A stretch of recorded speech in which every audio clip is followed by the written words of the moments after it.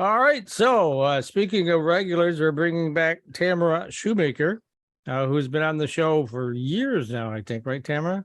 Yeah. And yes, she's not going to be talking about Cyber Patriot because she doesn't have any. I think you told me you don't have any sessions or conferences or training Yeah, going we're kind on. of we're in between right now. So the regular season ended, we had nationals, and then now the summer the next thing to happen are summer camps, and that's not happening yet until the summer. So we've got this in between time. So I thought I'd talk to you a little bit more about some of the stuff I'm doing in my full-time gig. Yeah, which is Auto-ISAC, Automotive Cybersecurity Training Program. Let's Correct. start off with exactly what that is, because I know what it is, and Matt knows what it is, but I don't know how many other folks know what it is. So number one, so first I wanted to talk about the two projects that I just put up. So I'm working on the first annual Auto-ISAC European Summit, and that's going to happen in June. So June 13th and 14th in Sochaux, France. Very excited about that. And then the 7th annual Auto-ISAC, which is our global summit, our yearly summit, before we had a European office, will be happening in October 17th through to the 18th, and that'll be in Redondo Beach, California. So just sort of those are two projects that I work on as well to help support as a project manager. But my main focus is definitely what you talked about, the Auto-ISAC cybersecurity training. And that came about actually 2017 is when it actually was envisioned. It took a couple of years before we were able to get funding, and we did secure funding through the national, I'm going to say it wrong. So the National Highway Traffic and Safety Administration. So NHTSA, as we refer to it here, is our regulating board. And they and our group came together to discuss sort of the holes in higher education and training for cybersecurity in the automotive industry and the transportation industry in general as well. So this was put together as a pilot so that we could do this in the automotive, and then hopefully it would transfer over to more of the other transportation industry. So heavy trucks, those kinds of things, some of the other things that the transportation folks take care of. So we've been working on it for since then. So we've been 2 years into our alpha and our beta, our testing mode, right? And so what I'm proud to announce is that we are going into sustainment now. So I'm going to do a final report for NHTSA, and then I'm going to actually kick this off, and it's going to continue to sustain into the future. So who would participate in this training? What what job functions at various automotive related businesses? So originally it's been our membership. So our membership folks that are automotive cybersecurity folks, and that tends to be mostly the IT, OT, and the manufacturing. So our engineers, right? So all come together, and this is a safe place to hang out, talk about vulnerabilities and threats and things that are happening to the industry. And those are the very same people that came together to put this program together. And so, and that's sort of where we were gauging this training for people that are brand new, that are onboarding, people who are in a college degree program that may have some cyber, but that haven't really touched on anything to do with transportation and cyber.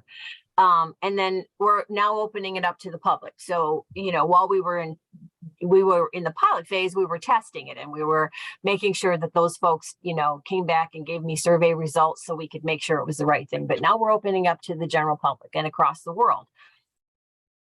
So let me ask you this question, because we've discussed this before. I've covered manufacturing for a long time, and there always is this issue between what the engineers design and what the manufacturers can actually make or deal with. And now we've got all these connected vehicles, which would obviously be the back door into a huge network that the bad guys would really like to get in. How would you rate the state of that right now?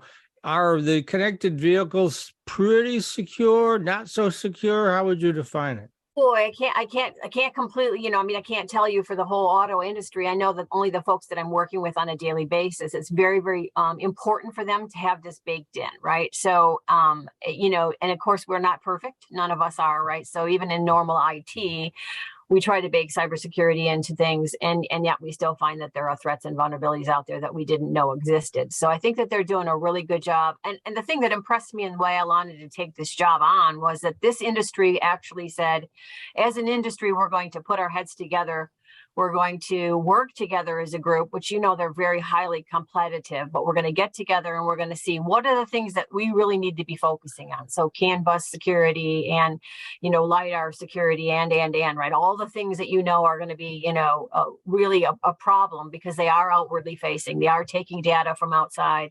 And so obviously there could be some vulnerabilities. So they are trying to bake that all in. And I think that it truly shows how important it is to them that they put together this program. So it's also not just a training program, it's a training and educational program. So folks like Matt, where you work over at LTU, we are also sharing our basic fundamental concepts with universities across the globe as well to make sure that that's baked in. And again, all we can do is keep doing that, right? We keep you guys were just talking about prior that people are still clicking on, clickbait and emails, right? And we just, buffer overflow is still being a problem. And that's just not careful programming, right? And so all those basics that should be built in, I'm impressed with this industry that they're baking them in. And then again, they're on the roads too, right? So, and their children are in cars and vehicles. And so it's as important to the people who are putting it together as it is to the customer. Yeah, because to me, that's one of the biggest barriers to vehicle autonomy. And it's one of the things that worries me about it the most is the fact that somebody being able to take control of your car from the outside. That's a bad thing. And so that's the one thing that we really have to avoid. Where do you think the industry is on that at this point? Like I said, I think that they're doing the best that they can at this time. And I think they're doing a good, I think, again, I think they're forward thinking, right? There are not a lot of industries that are saying, hey, for us, we have a certain thing that we need to be focusing on. We're going to double down on education and training because that's a long-term goal, right? And so most people are quick fix, right? Let's fix, let's just add something on at the end and let's fix it real quick. But these guys are doing that, right? And are responding to all the vulnerabilities and the weaknesses and things that are found. In fact, the whole point of the ISAC, that's what that's about, right? Is you come together, you share that information, you analyze what are the ways to fix it, and then you broadcast how to do that. And they're doing that in the ISAC, and they're also now doing training and education in this space. So I think they're doing a good job. Are they perfect? Is it, are we, not going to have any problems up the road? No, because the innovation is pushing ahead as well too. So we've got to make sure that both education, training, and innovation kind of are going together. Mm-hmm. On this journey. It seems like this is the one thing that the industry should all coalesce around so that there would be a basic security framework that everybody uses. And then if you got your other bells and whistles you want to add to it to customize it for your own particular vehicles, hey, whatever. Is that what you're driving for? Yeah, we certainly are. So we have that base knowledge, right? So and things that you can, like you did a commercial for my program, right? So I appreciate that, yes. Mike. But that's the whole point, right? Is that we've got that base knowledge and then obviously customizing. So, we have an awful lot of different partners, right? We have Polaris, who makes off-road vehicles. We have John Deere, who makes tractors and other things. We have a lot of heavies. There's a lot of different, in our industry, there are also different, customers and different things that we're doing. But they have a ton of things that are equal or that are the same, right? And so if they're sharing that information and they're sharing this education and training, then it's going to lift everybody up at the same time, right? So that we're all getting protected instead of it just being, we're going to use that as a way to show that our vehicle is better. They're actually doing this together as a group. All right. Yeah. So, and even short of full autonomy, I would imagine a lot of this security is applicable to various driver assist technologies that are out there now, right? Absolutely. And it has been since the beginning, right? And again, so hopefully they take this training. We've got both hands-on, we've got both virtual training that we're sharing with universities across the globe.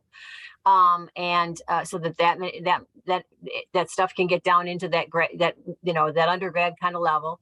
And then we've got the advanced stuff that's the really leading edge stuff where they really have to get their hands on. They really have to, understand it. And again, like you said, Mike, there's always a disconnect between what you envision and what actually happens on the manufacturing floor, right? And so what we're trying to do is we're getting those folks that are envisioning it, right? All that innovation that we all want so much.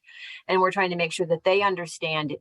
When it's executed, what could happen and how to prevent that when they're building it, when they're envisioning it. just because you envision it doesn't mean they can make it. There's a disconnect there. I Yeah, Yeah, I love think the word. I engineering. think. I think the word is manufacturability. I think that's what it Yes, is. there So, you go. Good word. well, and then when you put cyber over the top of that, right, and all that connectivity, you're just, you're expounding the amount of places that you could be vulnerable, right? And so, unless you're all working together on this together, I don't see how we could do this individually. Yeah. Uh, All so right. how can I? I was just going to ask. Excuse me, Mike. How can our listeners get involved? How can our viewers get involved in this? So we're just now, like I said, we're just turning it over to sustainment. So anybody who wants to like I said, we have the fundamental level and we have the advanced level. And the fundamental level is all online and on demand. So you can, in the summertime, in a month, I'll have registration up. You can check our website, which is Auto-ISAC.com. There'll be registrations for folks that can take that beginning online at your own pace on demand, that fundamental stuff.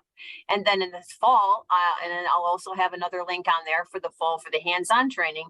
And that's going to happen in September. September 11th to the 15th, we have our advanced engineering. Then in October 2nd through the 6th, we have our advanced wireless. Then in November, we have November 6th to November 10th, guided attacks. And then November 13th through the 17th, we have EV and EV structures. And we have them sort of spaced out because we know no one can take that much time off of work. These are in-person 1 week intensive courses. And so we have some weeks in between so that you can kind of space that out around your work schedule to be able to get that. And every one of those classes, you get certifications of completion. So if you need CPEs or anything like that for anything, you've got that. But it also leads you in that pathway to become certified. So become a certified automotive cybersecurity engineer, which is CASE. And we have 44 of them running around right now already, and we'll be building. And that's something that this industry is going to be looking for. They'll be looking for those certifications to show that you've actually gotten through those pathways and that you know more than sort of the guy next to you when he's in line for that job, right? Sure. So who funds Auto-ISAC? Where does that come from? Membership driven. You said a membership is driven. It's a collaborative, right? That everybody comes in and they share all of their woes when it comes to cybersecurity, and then they work together on how to fix those. We have our analysts, our intel folks work real hard on all of those things to make sure everybody is well aware of all the things that are coming at them. All righty. And if people want to find out more about Cyber Patriot as well, because you're always looking for mentors and donations, importantly, so if you can host these various summer training programs, how do they reach out to you for that? So MICyberpatriot.com. And you can go right to our website. You can donate right straight to the website. You can find out what's going on. It is kind of sad. We are not having any cybersecurity camps here in Michigan. In fact, it's kind of low all across the United States. And I just think that there may be some, down industries kind of holding back, right? Waiting on, their donations and things as things are kind of wonky right now. So hopefully as things stable out, we'll get some more of those donations and we'll be able to make sure as many people and many kids as possible can be inspired to come and help us work on this cybersecurity problem.